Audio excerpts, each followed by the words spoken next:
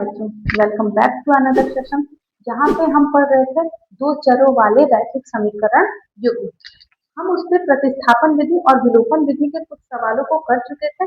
हम उसी सेशन को थोड़ा सा आगे बढ़ाते जितना ही देखते हैं, जिसमें हम पहले प्रतिस्थापन विधि देखते थे। प्रतिस्थापन विधि में हम क्या करते थे, कोई भी एक चर का कोई भी एक समीकरण उठाते थे, एक चर का मान निकाल के दूसरे वाले में रख देते थे, वहां से हमें एक चर की एग्जैक्ट वैल्यू मिलती थी, उस वैल्यू को किसी भी समीकरण में रखते थे तो दूसरे चर की वैल्यू मिल जाती थी।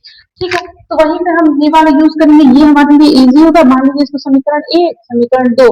ठीक है, अब समीकरण दो से हम क्या करते हैं, समीकरण दो से लेते हैं कि x minus y equal to 4 है, यहाँ से x को निकाल लेते हैं, x equal to 4 plus y. ठीक है, अब हम इसकी वैल्यू क्या ले जाते हैं, समीकरण वन में ले जाके पुट कर देते हैं। जिसका यूज करके हम निकालते हैं उसमें कभी पुट नहीं करते हैं, जो सेकंड वाला बचा रहता है उसमें पुट करते हैं। अब हम समीकरण एक में x का मान रखने पर, x का मान रखने पर, ठीक है, x का मान रखते हैं तो क्या हो जाता है, x की जगह 4 प्लस वाई प्लस में पहले से y था इक्वल टू 14। अब ये क्या हो गया, 2y प्लस 4 इक्वल टू 14। जब 4 इधर जाएगा तो 14 में से 4 जाएगा तो कितना बच जाएगा, 10 बचेगा। 2y इक्वल टू 10 और y इक्वल टू यहाँ से क्या मिल गया, 5 मिल गया आपको। ठीक है, अब इस y की वैल्यू को ले जाके हम किसी एक में पुट कर देते हैं। मान लीजिए समीकरण दो में पुट कर दिया, तो समीकरण दो से y की वैल्यू 5 पुट करते हैं तो x minus 5 equal to 4, x equal to 4 plus 5 तो x इक्वल टू 9। यहाँ से हमें x और y की वैल्यू मिल गई। ठीक है, एक और क्वेश्चन इस पे देखते हैं। Root 2x plus root 3y is equal to root 2x plus root 3y is equal to 0 ले लेते हैं, इज इक्वल टू 0, और root 3x minus root 8y is equal to 0 ले लेते हैं। दो समीकरण, इसको एक मान लिया, इसको दो मान के प्रतिस्थापन विधि का यूज करके x की वैल्यू पहले निकालते हैं। पहले समीकरण एक ले लीजिए, समीकरण एक से x को अलग करते हैं तो क्या होगा, root 2x equal to minus root 3y, तो x equal to minus root 3 upon root 2y। ठीक है, x की वैल्यू ये मिली, दूसरे वाले में ले जाके पुट करते हैं। अब समीकरण दो से क्या करते हैं, x की वैल्यू पुट करते हैं तो रूट 3 और x की जगह minus root 3 upon minus root 3 upon root 2y। ठीक है, समीकरण दो में x की वैल्यू रख दिया minus root 8y is equal to 0। अब देखिए ये रूट 3 क्या हो गया, 3 हो गया, और माइनस ऑलरेडी था तो माइनस, और अपॉन में रूट 2 हो गया, और यहाँ पे रूट 8y। अब देखिए अगर y को अकेले करना हो तो y इज इक्वल टू हम क्या कर देते हैं, minus 3 upon root 2 into root 8। अब देखिए थोड़ा सा यहाँ पे ध्यान दीजिए, रूट 8 को हम क्या लिख सकते हैं, रूट 8 को 4 इंटू 2 लिख सकते हैं, और रूट 4 का वैल्यू क्या होता है, 2 होता है, पता है आपको। तो minus root 3 upon root 2 into 2 root 2। अब देखिए रूट 2 कितना हो गया, 2 हो गया, तो माइनस 3 अपॉन 2 इंटू 2 कितना हो गया, 4 हो गया। ठीक है, तो y की वैल्यू हमें माइनस 3/4 मिल गई। अब इस वैल्यू को हम पुट कर देते हैं किसी एक समीकरण में। मान लीजिए तो समीकरण एक से अब y की वैल्यू माइनस 3/4 पुट करिए, पहले root 2x plus root 3 into minus 3/4 is equal to 0। अब क्या हो जाएगा, x को अकेले अगर करना हो तो पहले इसको कर देते हैं, plus minus 3 root 3 upon 4 is equal to 0।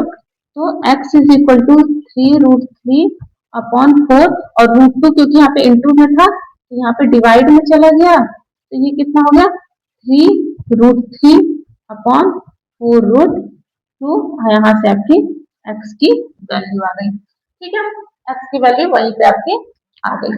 ठीक है बच्चों, ये हो गया। अब थोड़ा सा हम क्या करते हैं कि विलोपन विधि से अगर हम एक दो क्वेश्चंस को सॉल्व करते हैं। ठीक है, उसके बाद हम थोड़ा स्टेटमेंट बेस्ड क्वेश्चन देखेंगे।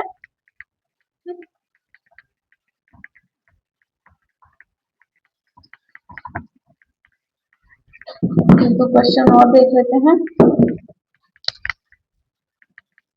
2x minus y is equal to 3 और क्या दिया है 9x minus 3y is equal to 9, 9x minus 3y is equal to 9। ठीक है, ये क्वेश्चन दे रखा है, इसको 1 मानिए, इसको 2 मानिए। पहले समीकरण, इसको हम क्या करें, विलोपन विधि से सॉल्व करते हैं।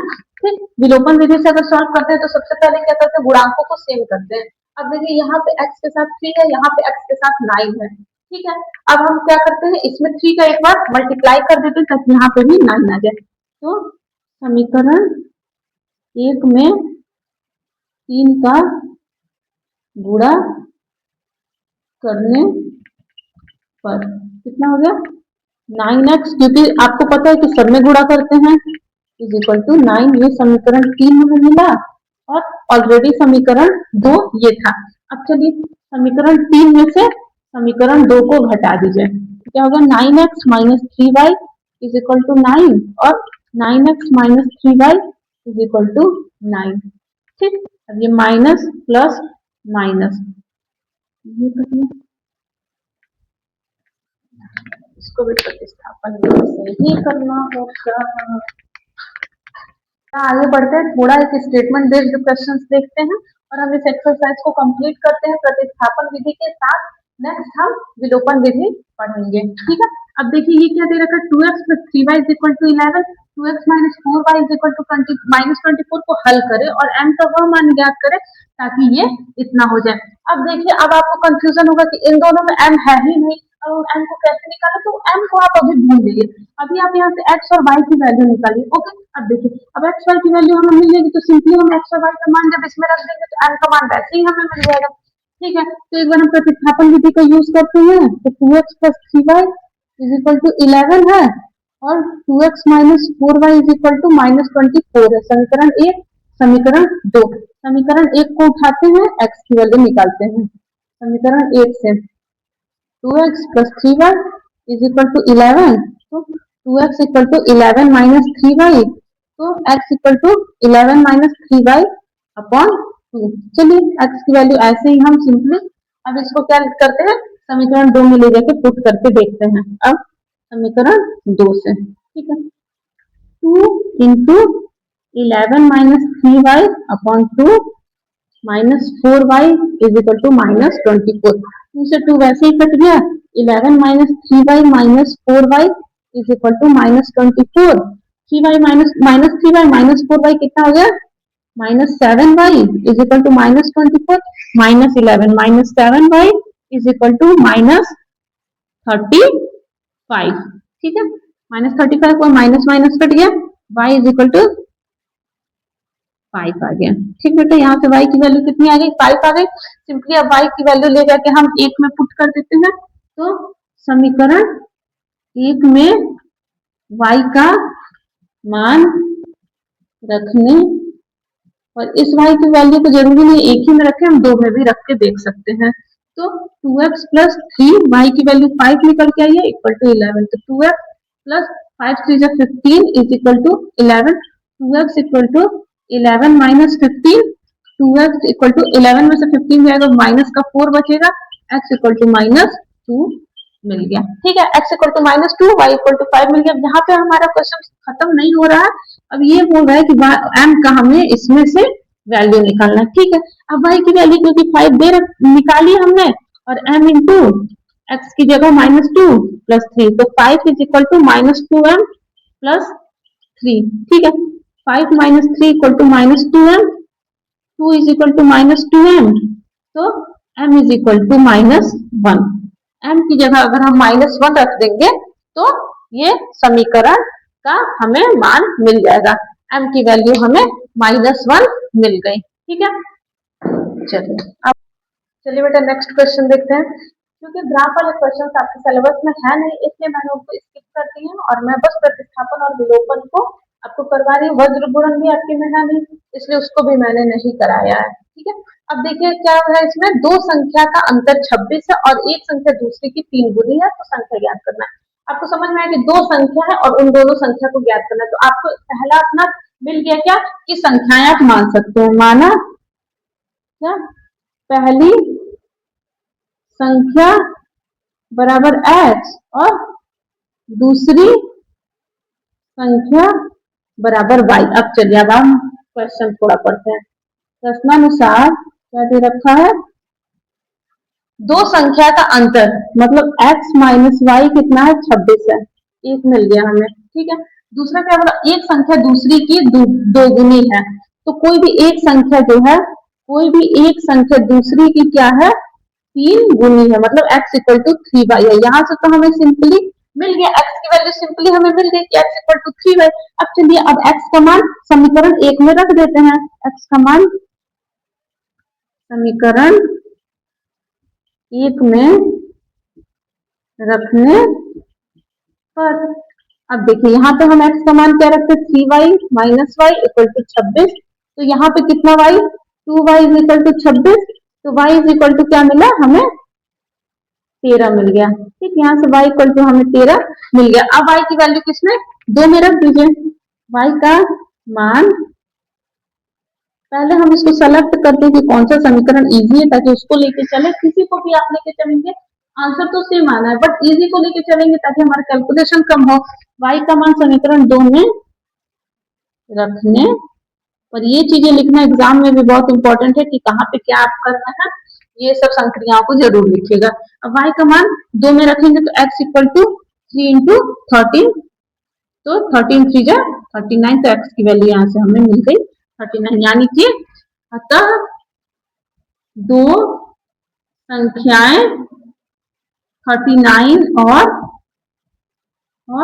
13 है, ठीक है बेटा, यहाँ से हमें मिल गया। चलिए नेक्स्ट क्वेश्चन एक देख लेते हैं। देखिए बेटा लास्ट क्वेश्चन क्या देखते हैं, दो संपूरक कोणों में बड़ा कोण छोटे से 18 अंश अधिक है तो दोनों कोण ज्ञात करें। अब देखिए मान लीजिए कि एक कोण है, माना एक कोण कितना है, माना एक कोण बराबर x डिग्री, ठीक है। अब प्रश्नानुसार क्या है, प्रश्नानुसार दूसरा कोण कितना हो गया, तो अगर पहले कोण को हम x डिग्री मान लिए तो दूसरा कोण क्या बोल रहा है, पहले से 18 अधिक, मतलब x से 18 अधिक है, हमें मिल गया, ठीक है। अब हम जानते हैं, लिखिएगा, हम जानते हैं कि संपूरक, क्योंकि दोनों संपूरक कोण है, संपूरक कोणों का योग कितना होता है, 180 अंश होता है। यानी इन दोनों का योग कितना होता है, 180 अंश होता है। तो x प्लस 18 इक्वल टू 180 हो गया, ठीक है।